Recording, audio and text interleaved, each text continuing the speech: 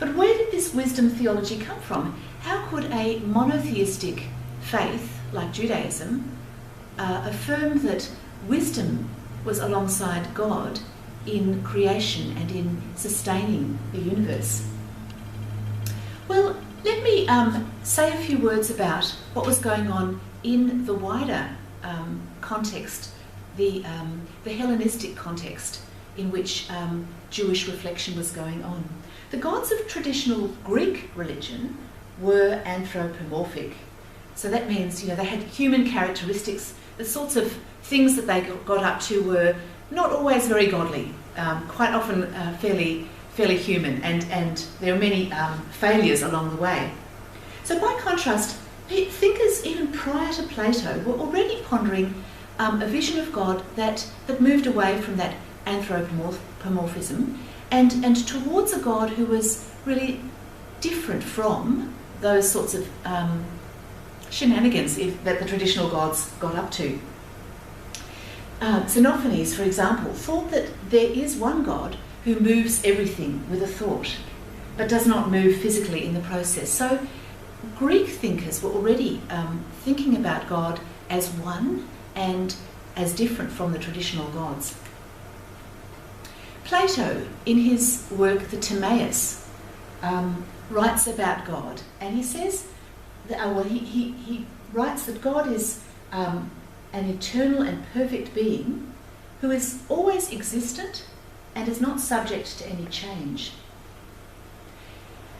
That concept of God required a cause to bring other things into being. So God is, in a sense, understood to be removed from the shenanigans of the world, if I may put it that way, and that God required in a master worker or a craftsman alongside to create the world. Plato calls this a master worker or a demiurge. The demiurge gazed on the eternal as the perfect model to create the universe. The universe is beautiful because the model for it is beautiful.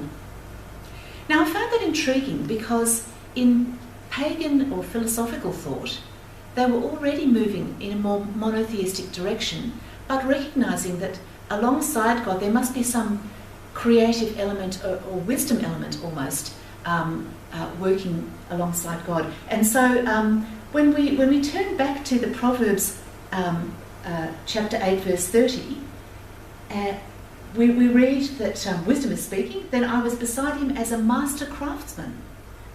In the Hebrew it's Amon, and I was his delight day by day, rejoicing before him at all times.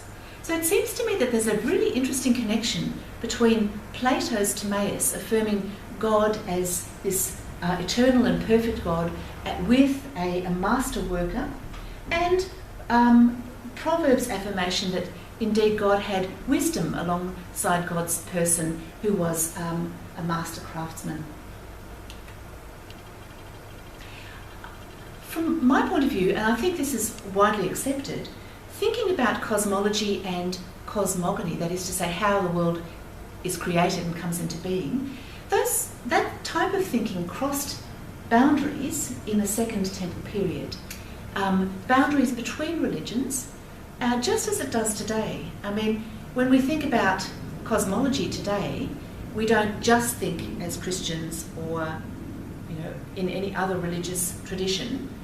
We think in dialogue with science as it's understood. So back in the Second Temple period, that was already happening as well. In the Jewish tradition, the master worker was God's wisdom, or, influenced by Stoic thought, God's word, God's logos. So both the word Sophia, wisdom, and logos, I think, reflect the Jewish understanding of how the eternal, perfect God came to create the world. So, our second question, what does it mean to claim that in Jesus Christ, the God of the whole cosmos is incarnate, and that in Jesus Christ all things came into being? To answer the question, I want to consider a couple of further aspects of philosophy, and particularly Stoic philosophy.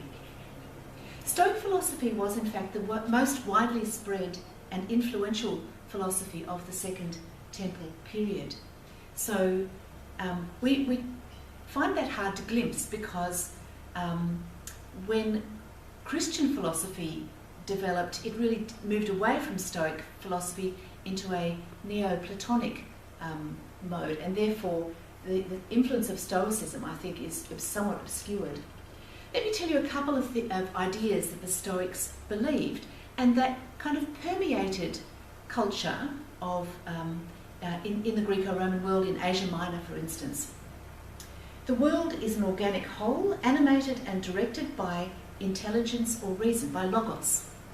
The cosmos is permeated by the logos, which is variously described in Stoic thought as the world's soul, commanding faculty, and spirit or breath, pneuma. Stoics thought that for something to exist, it must be capable of producing or experiencing some change, and that this condition is only satisfied by bodies or matter, as only corporeal realities can affect other corporeal things. For them, nature and indeed God are embodied. Of course, what they meant by the embodiment of God isn't something very crude, but something very fine, a little bit like when Paul writes in 1 Corinthians 15 about spiritual bodies. That's the sort of idea that they had. It's something very fine, but nevertheless, in a sense, embodied. For the Stoics, freedom is the decision to live according to the logos, or reason, and that decision, that practice, is called homologia, and so move away from a way of life characterised by egoism to a way of life that is devoted through the love and practice of wisdom to the common good. Now you'll see, if those ideas were influential, and indeed they were, when pagans heard the gospel being preached, they already had some categories of thought that enabled them to understand what was being said.